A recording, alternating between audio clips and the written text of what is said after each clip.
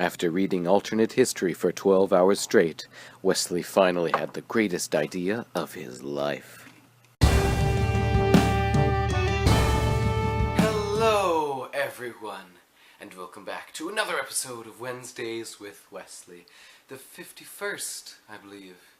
Very difficult to believe I've come this far, and if you hear a little bit of extra audio during this recording, it's just the wind outside. Today is such a windy day. It's hilarious, and it feels so good when the wind runs through your hair.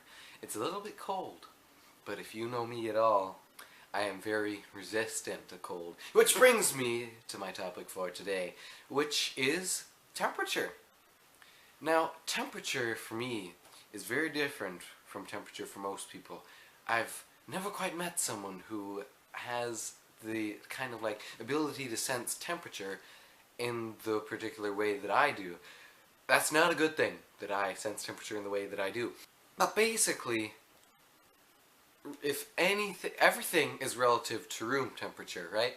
Room temperature, we're gonna say 70 degrees, 60 to 70 degrees, maybe like 67 degrees. Yeah, that sounds good. 67 degrees is room temperature, right? Now, my body is only capable of processing 4 unique temperature states. There is anything above room temperature, so basically anything above 72 degrees, which is way too hot. Why am I still here? I want to get out of here.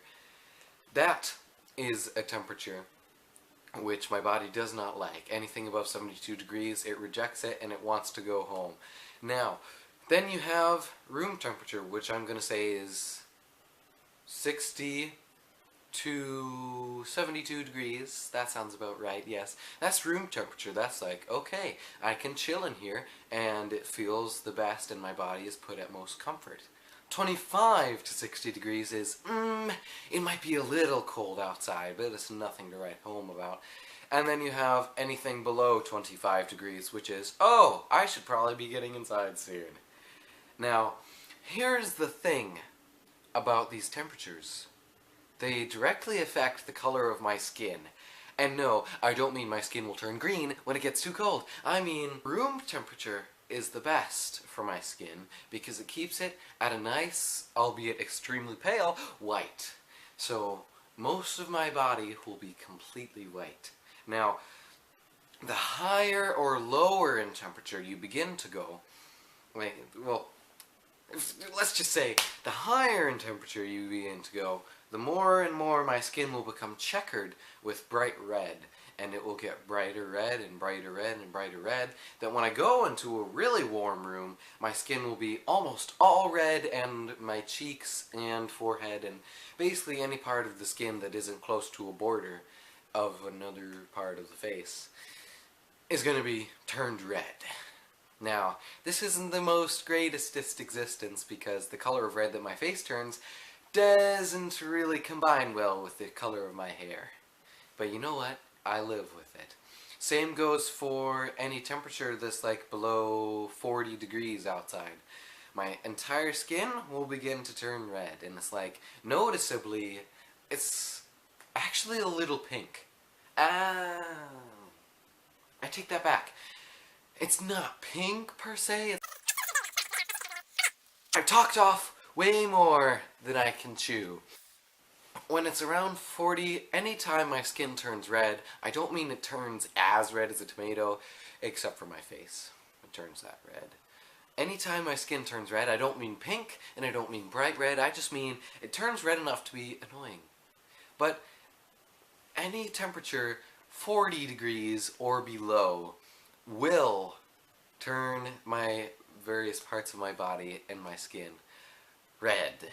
And that is why temperature is important to me. Also because people routinely ask me out in the cold, why are you not wearing your coat? Why are you just carrying it?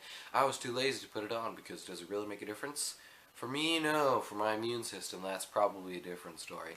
But that, speaking of stories, is a story for another time, because now is the time for another story that's a different story, because you know what, during Guys and Dolls and in Men's Ensemble, I get to interact with a lot of people who weren't freshmen. And for whatever reason, during the end of Guys and Dolls, I heard an awful lot of Wednesdays with Wesley, Wednesdays with Wesley.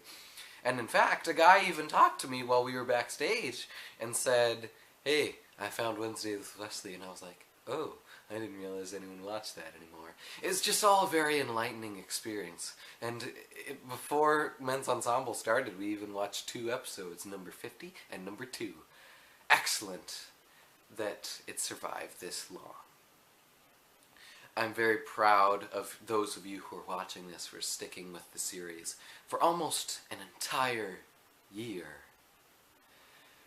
Oh, it's very difficult to believe that I'm still making these, but it's time for the Wesley word of wisdom for today. There will always be disappointments and excitements. Those are waves on the sea of life.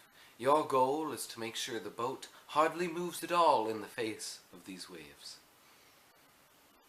Have an excellent day, everyone, and I'll see you all next Wednesday.